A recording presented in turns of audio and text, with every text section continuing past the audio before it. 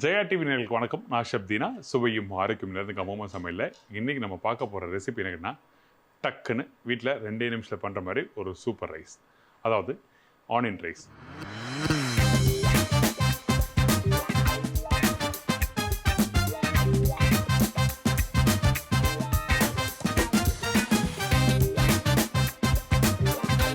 இந்த onion rice பார்த்திங்கன்னா பெரிய வெங்காயம், சின்ன வெங்காயம் எல்லாத்தையும் ஒன்றா போட்டு டாஸ் பண்ண போகிறோம். ஆனால் இந்த வெங்காயத்தை குக் பண்ணும்போது முக்கியமாக நெய் யூஸ் பண்ணுறேன். எதுக்காக நெய் யூஸ் பண்ணுறோம், ஏன் வெங்காயத்தில் போட்டு குக் பண்ணுறோம், இந்த மாதிரி நிறைய விஷயம் பார்க்க போகிறோம். இந்த ரெசிப்பியில் ரொம்ப இன்ட்ரெஸ்டிங்காக இருக்கும். ஆனால் ரொம்ப சிம்பிள். நீங்கள் வீட்டில் வேக வச்ச சாதத்தில் இன்கேஸ் மீந்தால் கூட நீங்கள் இது மாதிரி போட்டு பண்ணிங்கன்னா ரொம்ப நல்லாயிருக்கும். இப்போ இந்த ரெசிபி செய்கிறதுக்கு தேவையான பொருட்கள் என்னன்னு சொல்லி பார்த்துருங்க. ஆனியன் ரைஸ் தேவையான பொருட்கள்: வேக வச்ச சாதம் தேவையான அளவு, சின்ன வெங்காயம் 20 நம்பர், பெரிய வெங்காயம் 1 நம்பர், மீடியம் சைஸ் தக்காளி 1 நம்பர், வரமிளகாய் 3 நம்பர், இடிச்ச பூண்டு 10 பல்லு, கருவேப்பிலை தாளிப்புக்கு தேவையான அளவு, கொத்தமல்லி சிறிதளவு, கடுகு 1/4 டீஸ்பூன், நெய் 3 டேபிள் ஸ்பூன், உப்பு தேவையான அளவு. இப்போது இந்த ரெசிபிக்கு தேவையான பொருட்கள் நீங்கள் எல்லோரும் பார்த்துருப்பீங்க. ஃபர்ஸ்ட் நம்ம என்ன பண்ணுறோன்னா, இந்த வெங்காயம் அதாவது ஆனியன் ரைஸ் தேவையானக்கு நம்ம நெய் போடுறோம். நெய் போட்டு பண்ணும்போது அந்த வாசம் இருக்கும். எப்பவுமே ஆல்வேஸ் வெங்காயத்தில் வந்து இன்கேஸ் நீங்கள் மதியானம் காலை ஒரு 8 மணிக்கு ரெடி பண்ணிட்டீங்க, 8 மணிக்கு ரெடி பண்ணிவிட்டு நீங்கள் லஞ்ச் பாக்ஸில் போட்டு நீங்கள் எடுத்து பேக் பண்ணி எடுத்து போகிறீங்க. ஒரு 12 மணிக்கு சாப்பிடும்போது அந்த வெங்காயம் கொஞ்சம் பழைய வெங்காயமாக இருந்தாலும் இல்லை தண்ணி விட்டாலும் கண்டிப்பாக ஸ்மெல் வரும். அப்போ அந்த டைமில் இந்த நெய் இருக்கும்போது உங்களுக்கு அந்த ப்ராப்ளம் வராது. அந்த வாசத்தை வந்து டாமினேட் பண்ண விடாது. ஸோ அதனால் நெய் வந்து அந்த வாசத்தை கொடுக்கும். அந்த ப்ரிப்பரேஷன் வெங்காயத்தோடு சேர்த்து சாப்பிட்றதுக்கு ரொம்ப நல்லாயிருக்கும். அதே டைமில் இந்த வெங்காயத்தை ரொம்ப நேரம் குக் பண்ணக்கூடாது, நிறைய விஷயங்கள் இருக்குது. ஸோ இப்போ வந்து நெய் போட்டிருக்கேன். இந்த நெய் போட்ட பிறகு நம்ம என்ன பண்ணுறோன்னா, இது லைட்டாக மெல்ட் ஆகும் பார்த்தீங்கன்னா, அந்த டைமில் கொஞ்சம் கடுகு போடுறேன். இந்த கடுகு கொஞ்சம் லைட்டாக பொரிஞ்சு வர டைமில் ஃபஸ்ட்டு தக்காளியை போட்டு நல்லா வதக்கணும். அதுக்கப்புறம் தான் இந்த வெங்காயத்தை போடணும். ஏங்கிட்டனா வெங்காயம் நீங்கள் சாப்பிடும்போது ரைஸோட நறுக்குன்னு இருந்தால் தான் சாப்பிட்றதுக்கு நல்லாயிருக்கும். அதனால் நம்ம என்ன பண்ணுறோம், இந்த இடத்துல ஃபஸ்ட்டு தாளிப்புக்கு வந்து இந்த கடுகு போடுறேன். இந்த கடுகு போட்ட பிறகு நல்லா பொரிஞ்சு வருது பார்த்தீங்களா. நல்லா இந்த மாதிரி பொரிஞ்சு வர டைமில் தக்காளியை போட்டு நல்லா எண்ணெயில் வதக்க ஆரம்பிங்க. அதாவது நெய்யில் நல்லா வதங்கணும். அந்த தக்காளி சுருங்கணும். நல்லா கொஞ்சம் தான் தக்காளி இருக்குது, இதில் போட்டால் எப்படா வதங்கும் அப்படின்னு நினச்சின்னா அப்படிலாம் இது இல்லை. நல்லா வதங்கணும். அப்போ தான் அந்த டேஸ்ட் வரும். இல்லை அந்த தக்காளியோட புளிப்புத்தன்மை அதிகமாக வந்து அந்த ப்ரிப்பரேஷனுக்கு கம்ப்ளீட் ஆகிடும். ஸோ அதனால் நம்ம என்ன பண்ணுறோம், இது மாதிரி நல்லா வதக்குறோம். இப்போது இந்த தக்காளி நான் போடுறேன். இந்த கடுகு நல்லா பொண்ணி வருதில்ல, இந்த தக்காளியோட இந்த வரமிளகாவும் போட்டுருங்க. வரமிளகா விதையோடு போடுறேன். நீங்கள் வீட்டில் வெங்காய சாதம் பண்ணுறதுனா ஜஸ்ட்டு டேரெக்டாக ஆனியன் போட்டு சாத்தே பண்ணிட்டு பண்ணியிருப்பீங்க. ஆனால் இந்த ப்ரிப்பரேஷன் அப்படி இல்லை. இது டோட்டலாக வேறு.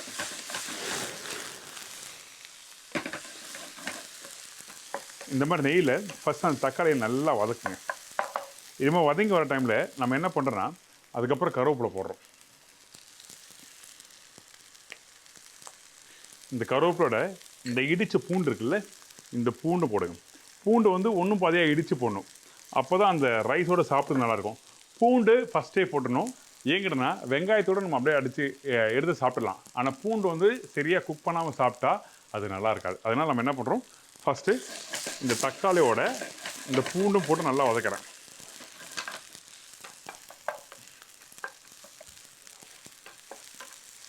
இப்படி லைட்டாக குக் பண்ணும்போது என்ன பண்ணால் உங்களுக்கு அந்த வரமிளகா நல்லா வறுபடும். அப்புறம் தக்காளி நல்லா அந்த தோலெல்லாம் சுருங்கும். அதே டைமில் இந்த பூண்டும் வந்து என்ன பண்ணால் நல்லா வெந்துடும், நல்லா வாசமாக இருக்கும். நீங்கள் வீட்டில் நெய்யில் கொஞ்சம் லைட்டாக அந்த பூண்டை போட்டு வதக்கி நீங்கள் சாப்பிட்டு பாருங்களேன், அப்போ கமகமும் நல்லா வாசம். என்னடா இது செய்கிறாங்க வீட்டில் நல்லா வாசம் வருது, அப்படி எட்டி பார்க்கலாமா சொல்லி யோசிப்பாங்க பக்கத்தில் இருக்கவங்க. ஸோ இந்த மாதிரி வதங்கி வர டைமில் நம்ம என்ன பண்ணுறோம், பெரிய வெங்காயமும் போடுறோம். இல்லை எங்கள் வீட்டில் சின்ன வெங்காயமும் அதிகமாக இருக்குது, நான் நல்லா உரிச்சு போடுவேன்னுச்சுன்னா நீங்கள் வெறும் சின்ன வெங்காயம் போடலாம். சில பேர் உரிக்கிறது கஷ்டமாக இருக்கும். அதனால தான் வந்து நான் 2 வெங்காயம் போட்டிருக்கேன். அந்த வெங்காயம் போட்ட பிறகு நம்ம இப்படி வதக்கக்கூடாது ரொம்ப நேரம். சும்மா லைட்டாக அப்படி டாஸ் பண்ணுறோம். டாஸ் பண்ணிட்டு இந்த இடத்துல கொஞ்சம் அப்படி உப்பு போடுறேன். உப்பு போட்டு 1 நிமிஷம் குக் பண்ணால் மட்டுமே போதும். ரொம்ப நேரம் குக் பண்ணாதீங்க. அந்த வெங்காயம் எனக்கு முழுசாக இருந்தால் தான் சாப்பிட்றது நல்லாயிருக்கும்.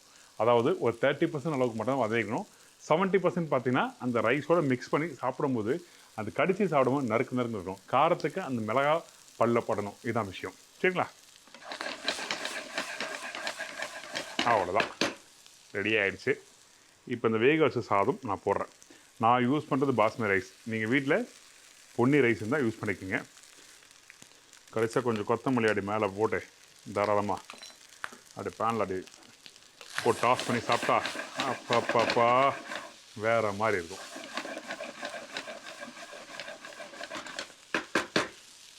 நீங்கள் ரெகுலராக சாப்பிட்ற வெங்காய ரைஸுக்கும் இந்த ரைஸுக்கும் நிறைய வித்தியாசம் இருக்கும். ட்ரை பண்ணி பாருங்கள். ஐம் ஷோர் டெஃபினட்டாக ஒன்ஸ் நீங்கள் வீட்டில் ரெடி பண்ணி அந்த வரமிளகாவோட வெங்காயத்தோடு சாப்பிட்டீங்கன்னா சூப்பராக இருக்கும்.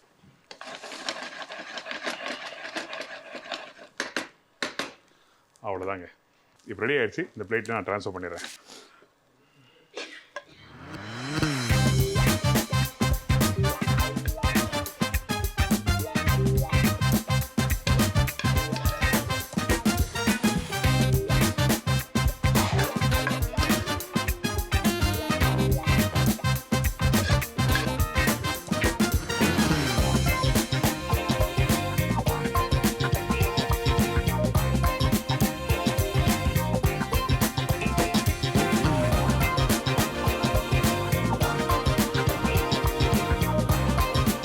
அவ்வளோதாங்க.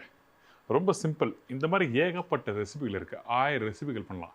இது நான் சொல்லி கொடுத்தா நீங்கள் பண்ணணும் இல்லை. நீங்கள் வீட்டில் பண்ணும்போது முக்கியமாக கவனிக்கணும்னா இந்த பொருள் சூட்டபுளாக இருக்கும், இது அதிகமாக போட்டால் கரெக்டாக இருக்கும், புளிப்புத்தன்மை கொஞ்சம் புளிப்போட கொஞ்சம் காரம் இருந்தால் நல்லாயிருக்கும். இந்த மாதிரி புரிஞ்சுட்டு நீங்கள் வீட்டில் பண்ணிச்சிங்க எந்த ரெசிபி வேணால் பண்ணலாம். இதுக்கு இன்னொருத்தர் கைட் பண்ணணும் அவசியமே இல்லை. அந்தளவுக்கு பிரமாதமாக இருக்கும்.